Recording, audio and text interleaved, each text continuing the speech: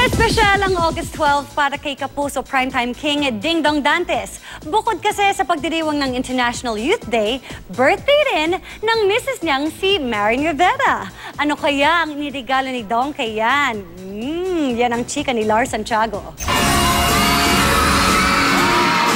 Maagang dumating sa Skydome si National Youth Commissioner Ding Dong Dantes para sa selebrasyon ng International Youth Day.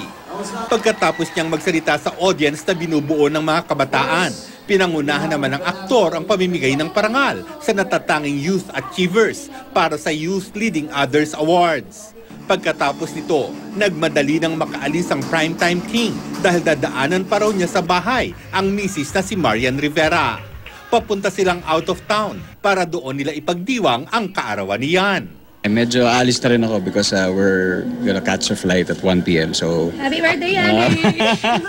so, mahalaga ang August 12 para sa akin. International Youth Day at siyempre ang birthday ng aking asawa. Naibigay na ni Dong ang birthday gift niya kay Yan na isang pearl necklace na sinamahan pa ng bouquet ng malalaking pink roses at isang card na nagpapahayag ng pag-ibig niya kay Yan. Ibinahagi naman ito ni Yan sa kanilang mga tagahanga sa pamamagitan ng pagpo-post niya ng larawan sa social media.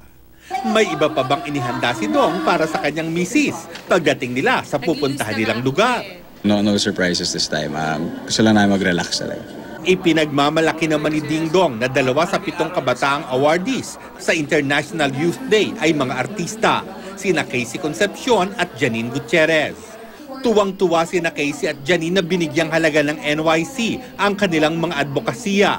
Si Casey sa pagtulong sa mga nasalanta ng kalamidad at si Janine naman sa paghikayat sa kabataan sa pag-aaral. It's such an honor na makabilang sa katulad ni Ms. Casey at ni Kuya Dong na matagal nang kumikilos para sa kabataan. Sabi ko nga, parang nakakalimutan din natin minsan na talagang merong nakikinig and meron talagang gustong ma-involve and talagang gustong gumawa ng difference ng kabataan natin dito. Lars Santiago, updated sa showbiz happening.